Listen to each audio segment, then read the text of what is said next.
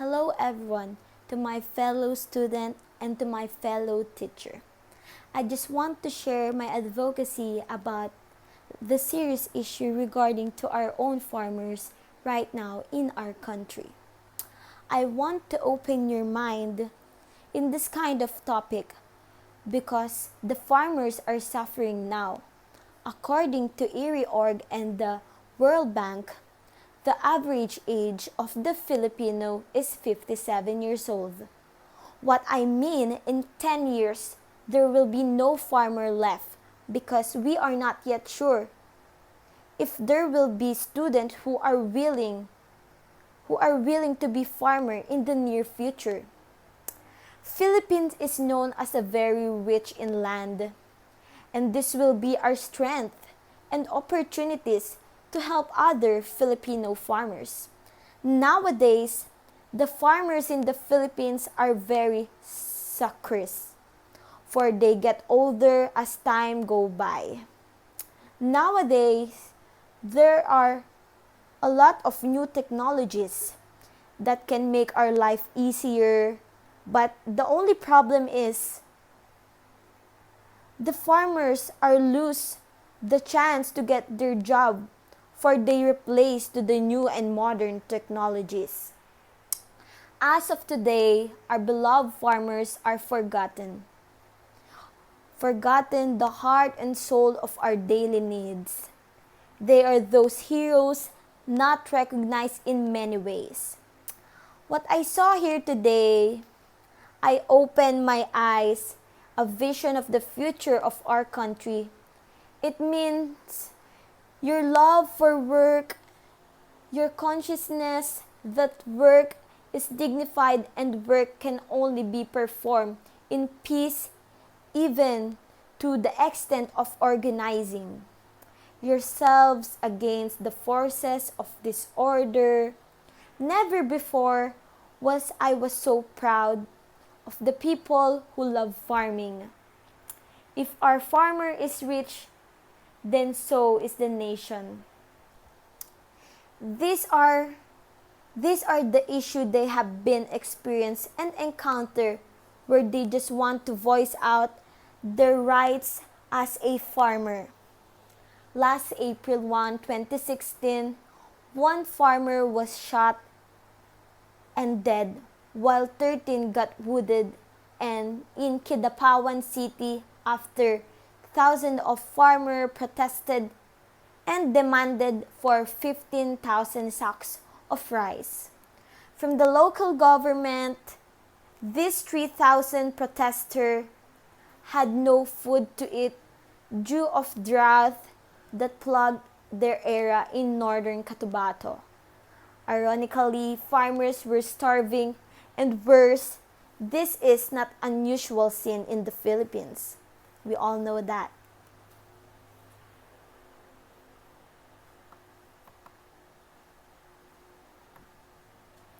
I am more inspired to advocate this farmer in the Philippines because of the statement of John Sarmiento about the farmers. This is the statement: if there's no farmer, there's no food, no future. Support us, love us. It means every time should start from loving the farmers and giving due importance to them. John Sarmiento is known as the Agricultural Program Manager of the Pambansang Kalinisan ng mga samahang magsasaka. This was Sarmiento's closing statement as he ended his ever given to a panelist, to the panelists, the 3 days forum. Matagal nang nasasaktan kaming magsasaka. A quote emotional Sarmiento to the Rappler after his talk. We've been hurt for so long.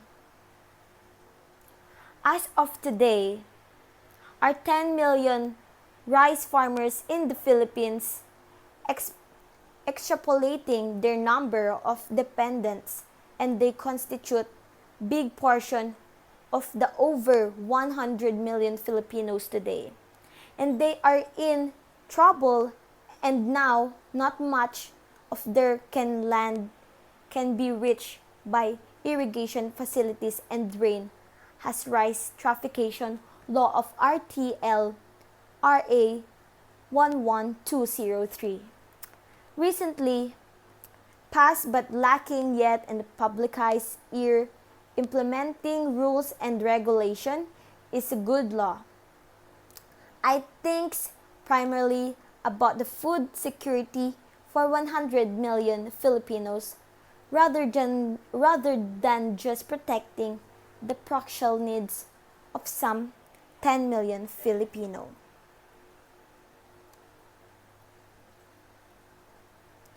For decades, in the name of protecting the farmers, rice importation was limited by a quota restriction. There was tons of money to be made, reportedly bureaucrats, who has approved the important allocation.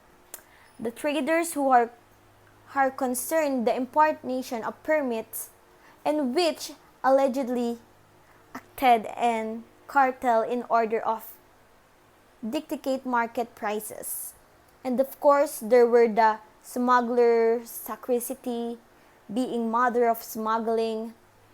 This is the other issue is farmer in Pangasinan due to giving up farming as he only earns profit of 183.96 pesos per day.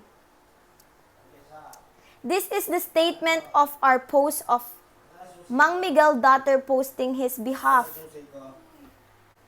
giving up farming as he only earns 183 and 96 centavos per day.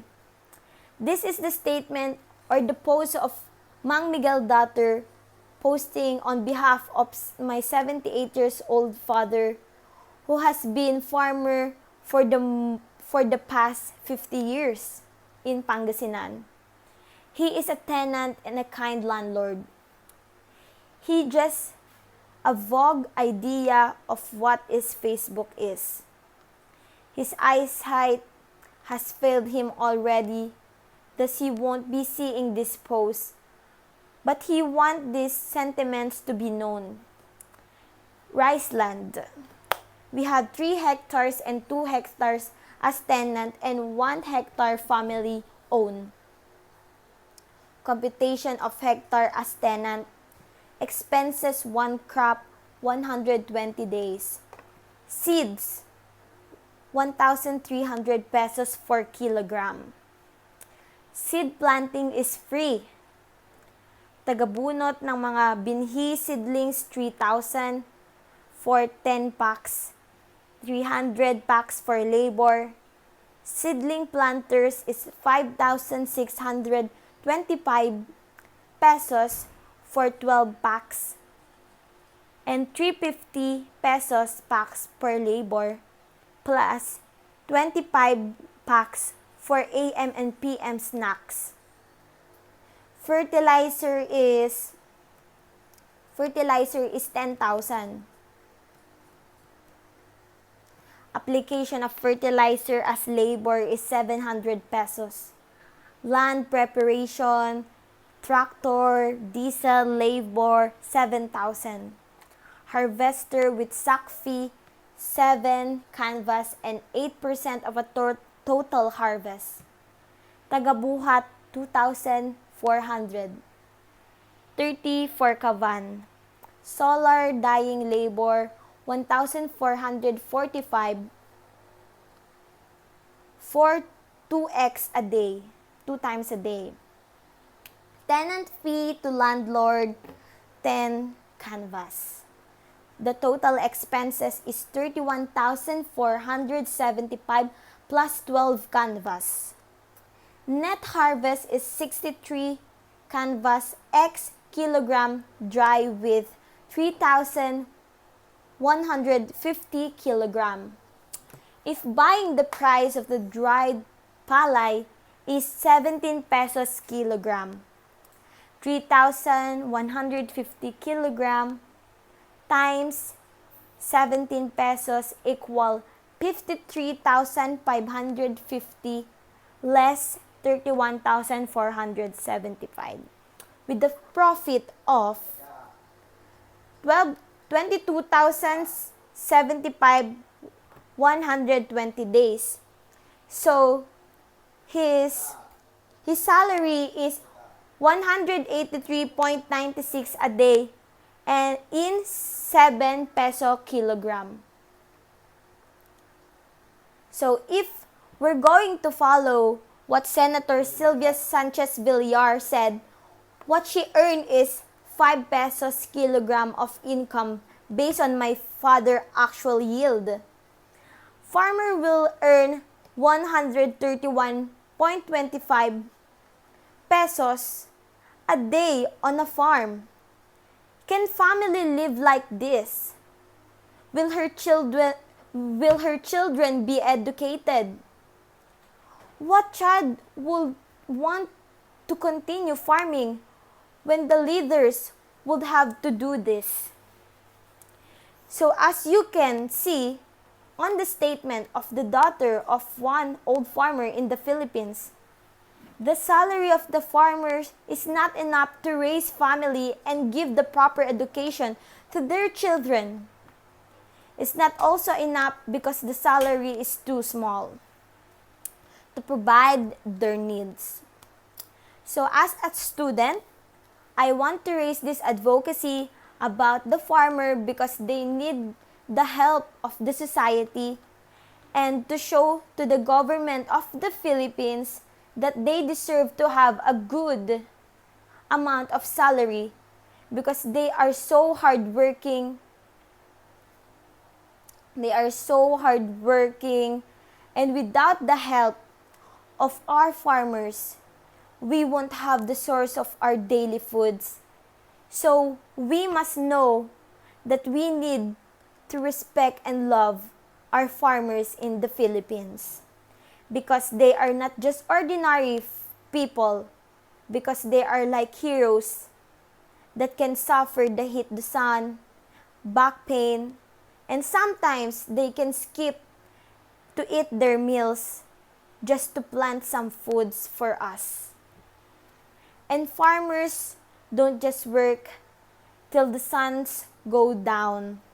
They work till the jobs get done. So let's all raise our hands and give them the rights they need. So let's support them and love them. That's all. I hope you all understand my stand. And thank you for listening to my advocacy speech about farmers. That's all. Thank you.